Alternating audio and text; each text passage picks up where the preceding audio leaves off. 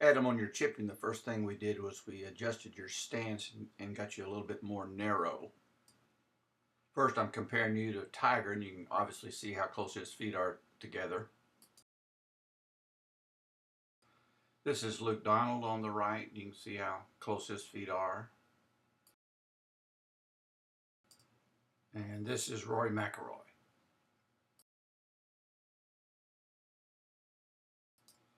And this is you after we made the adjustment. Much better position. You can certainly see I've drawn a red line up off the center of your left foot. And you can see how it allowed you to put a lot more weight on your left side, get your hands forward. And that's the way you need to set up for your short game shots. As you practice it, it'll become more comfortable.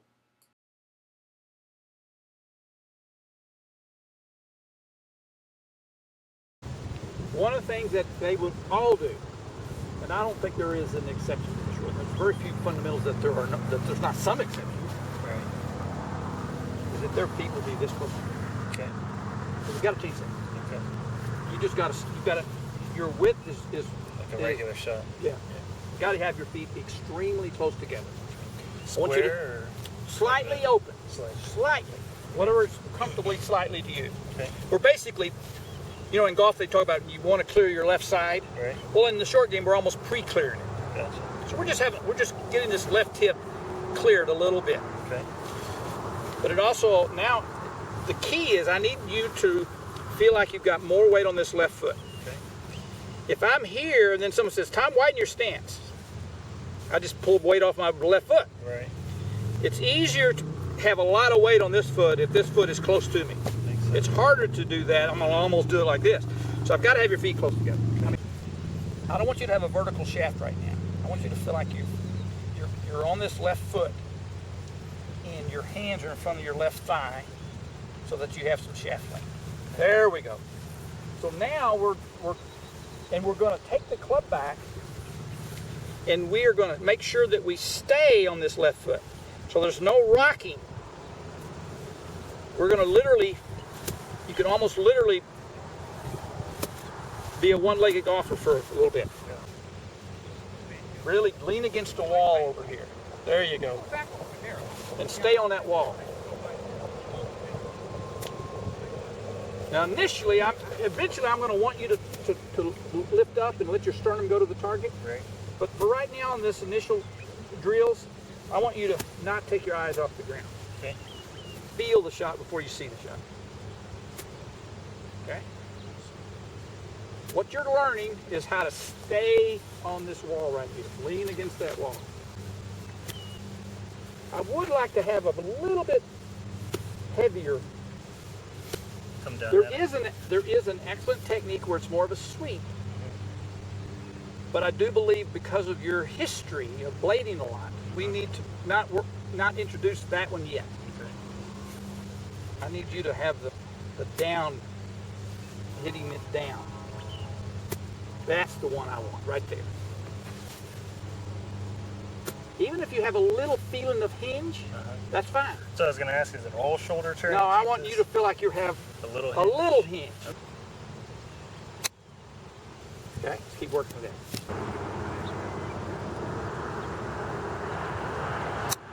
Good.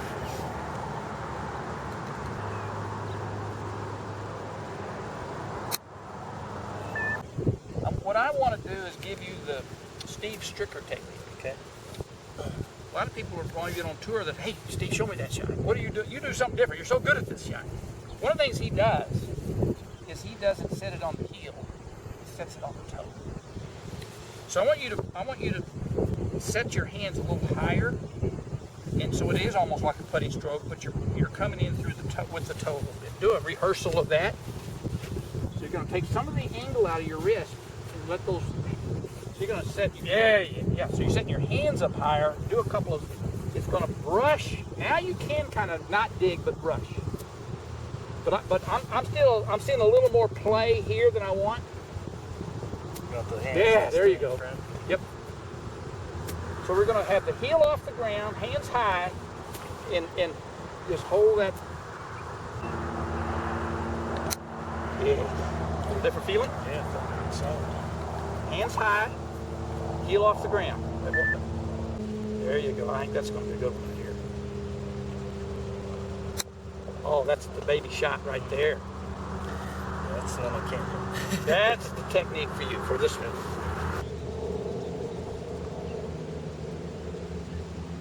Oh yeah, yeah.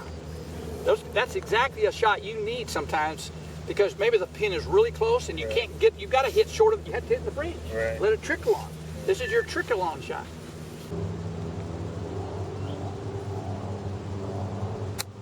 Oh yeah, that's really pure now.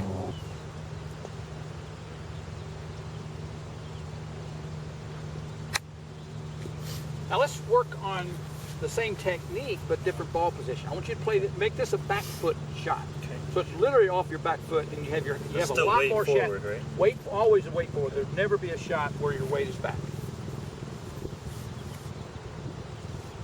But you're going to have much more of a descending blow. It's more of a leading edge shot now. You may have to have a little more aggressiveness. Okay. Yes. Hinge and then pull the handle forward. Well, see, now I hit it much better than that. Yeah, the draw hook is my nemesis right now. You overhook it. Oh yeah.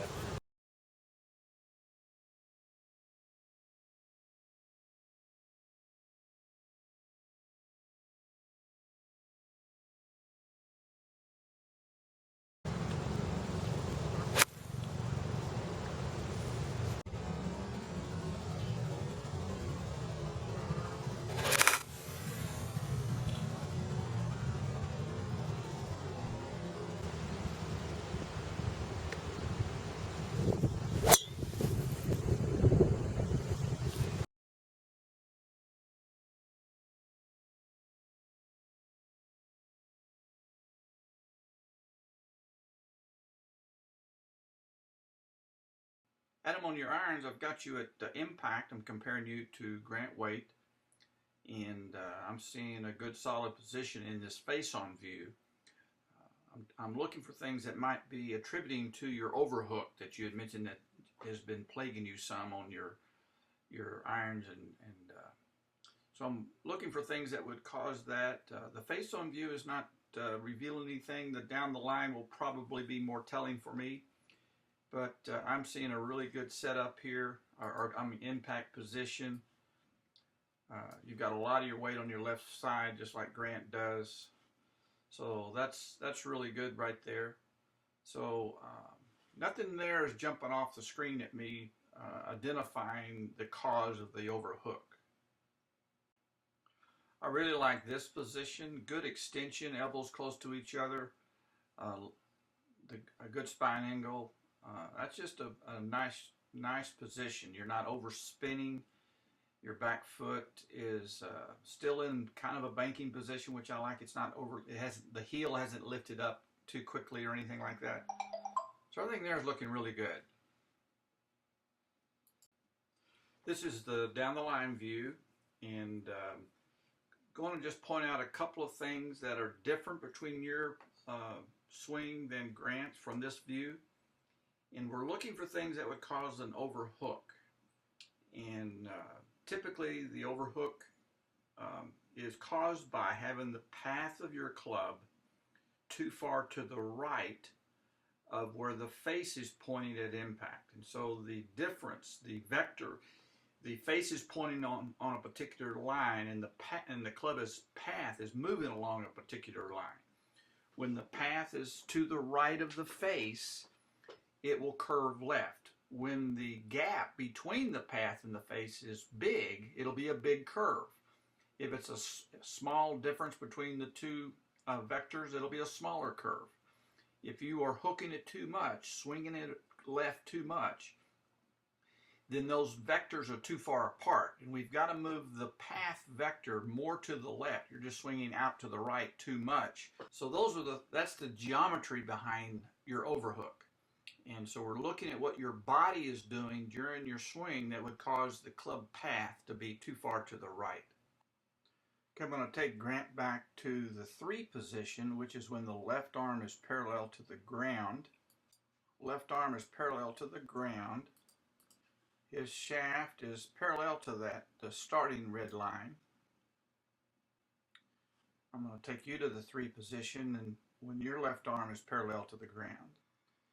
The shaft is a little bit off, but not a lot, and that's certainly one thing to look at. But more importantly is I want to look at the location of your hands. I'm drawing a circle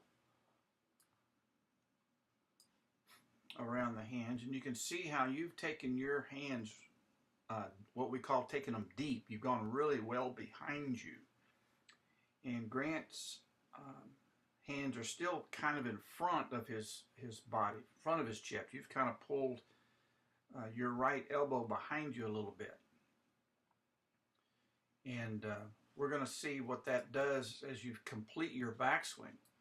When Grant gets up, he's taking his hands basically straight up. And so there's the top of his backswing. His left arm is pretty much right on the line of his shoulder. So the tilt of his spine and that created the tilt of his shoulders and his left arm are basically on the same line, which is what you want. This, the wrist to elbow is going toward that right hip. So let's take you back. And I should also point out that Grant's shaft is right here. And you can certainly see how your shaft has gone across the line as they talk about. Your left arm is much flatter here. And so basically you have let the position of your right arm, right elbow, shoulder. So this is what's going to cause you, because you're so deep, you're so inside, you're taking it too much to the inside. That's going to cause and be a contributing factor to having a much more of an in to out path, more than you should have, to be consistent with controlling your curve. Adam, this is your setup from down the line. Wanted to point out one of the differences in your setup is that your spine is too upright. What's interesting is that before I saw the video, I thought you were stooped over too much. And we actually worked a few minutes on trying to stand taller, getting the slack out of your body. And after looking at the video, and in particular the down the line shaft, I can see that you were actually too upright. And I've drawn a red line along the back, and it's about almost 14-degree difference than Grant. Grant tilts over a lot more. The blue line is a right angle to the red line. And so if Grant were to rotate his shoulders and keep the spine angle constant, his shoulders would arrive on the line of the blue line. So his shoulder line would be tilted down more and not too flat. If you were to rotate your shoulders and maintain the same spine angle, your shoulders would automatically be flat. And so in order for you to get that blue line pointing more down to the ground as you turn your shoulders, you would have to have more tilt in your setup.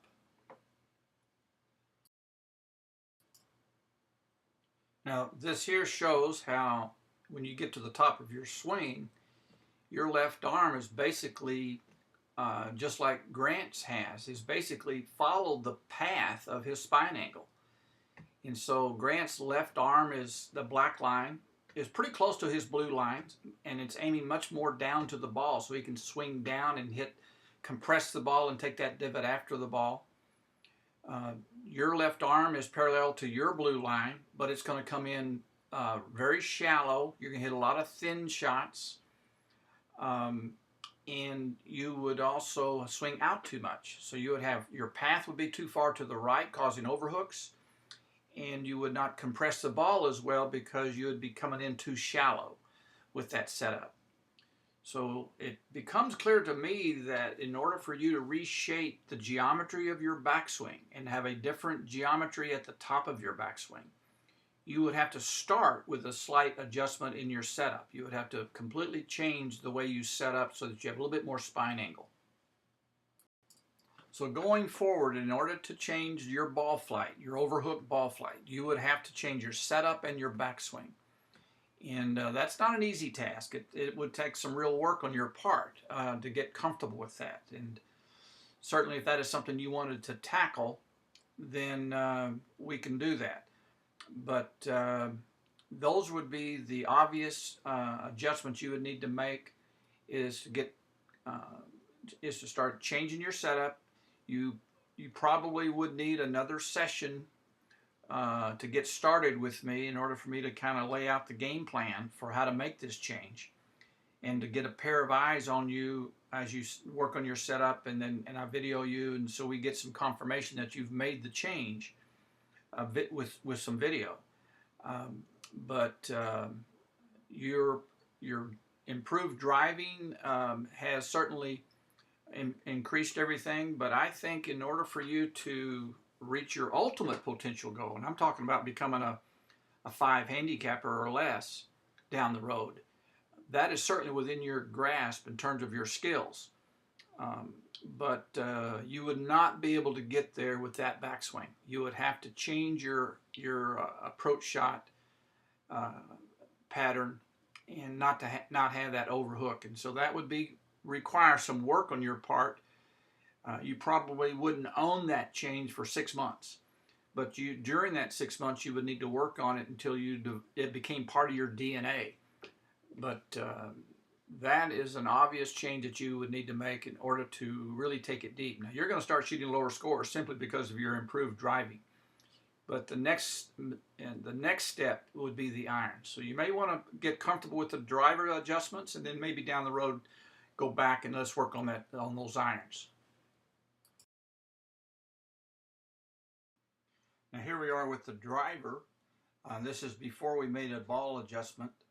And you can certainly see that you have your ball well behind the traditional position of left heel.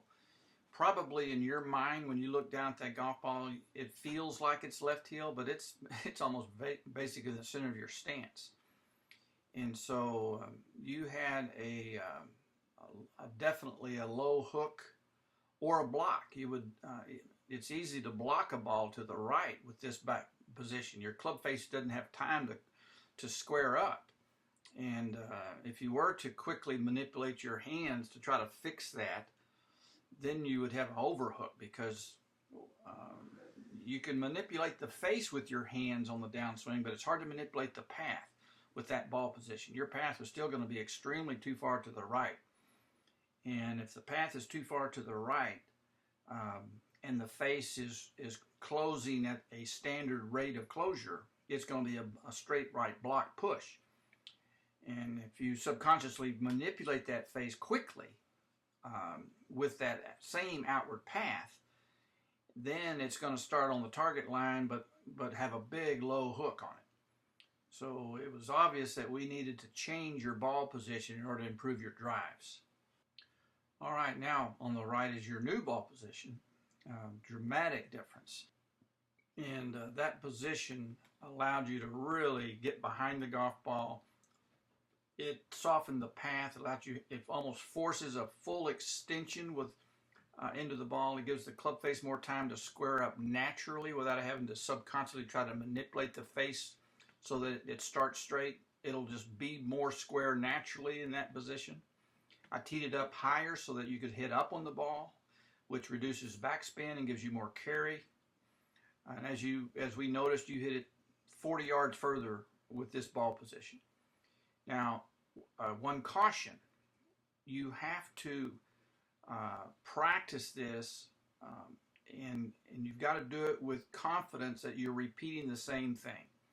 We already know that you can't necessarily trust your feel or trust your eyes to recognize small changes that may occur over time.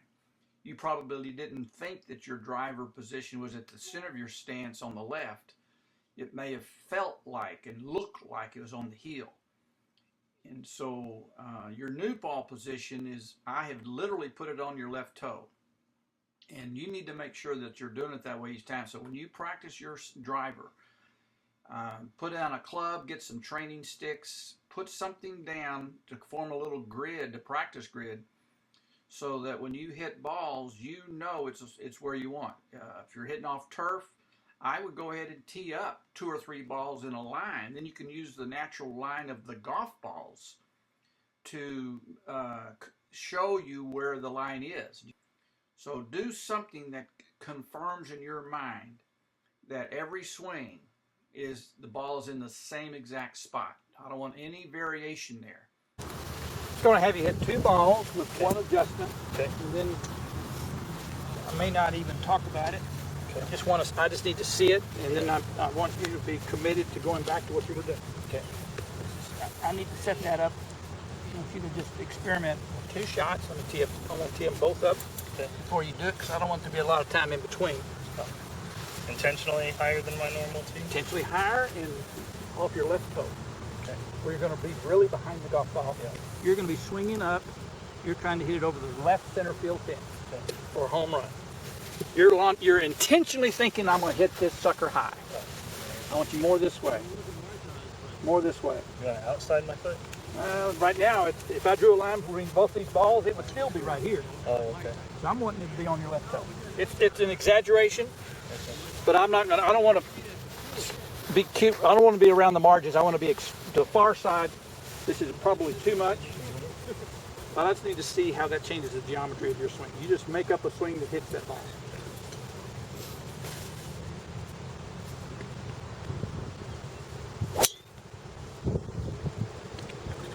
That's kind of where I'm aiming. Best ball you've hit. Yeah.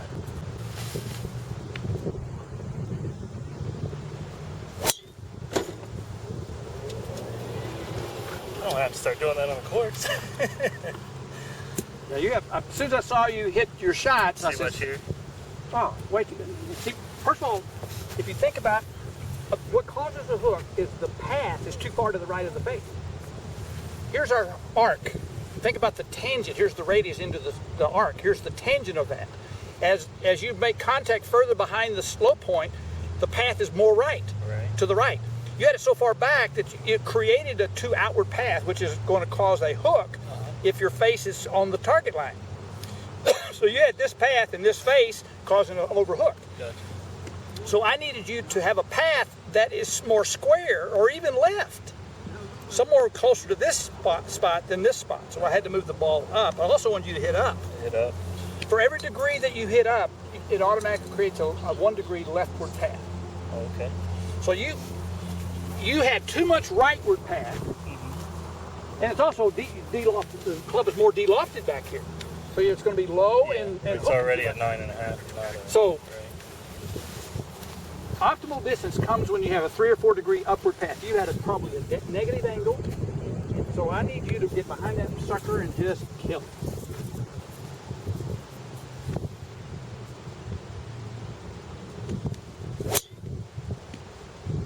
Man, that's just power high.